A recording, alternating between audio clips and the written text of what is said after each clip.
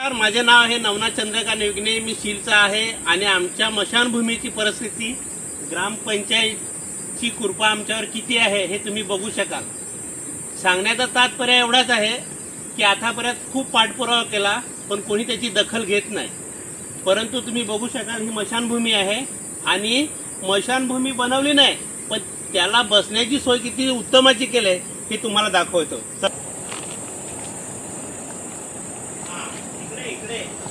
बघा 2 3 तर ही बघा परिस्थिती। ह्या दारूच्या बाटल्या आहेत, हे थंड आहेत, हे ग्लास आहेत चायनीज वगैरे खालेले ते आहे ग्रामपंचायतचे। चला पुढे दाखव। हे बघा स्मशानभूमी झाली नाही पण ग्रामपंचायतची किती दुर्लक्ष आहे हे याच्यामधून तुम्हाला दिसेल।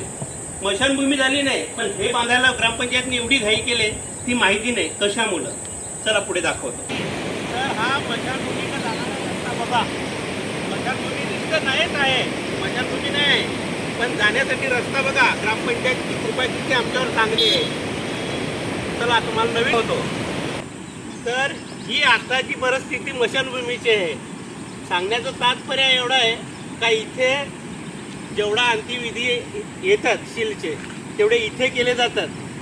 हे ग्रामपंचायतला काही माहिती नाही असं त्यांचं म्हणणं आहे। पण तुम्ही नक्की आपल्या व्हिडिओ बघा। आजच्या व्हिडिओमध्ये सगळे बॅनर सगळे व्हिडिओ हे आज तुमच्यापर्यंत सर्व येऊन जाणार आहेत। धन्यवाद।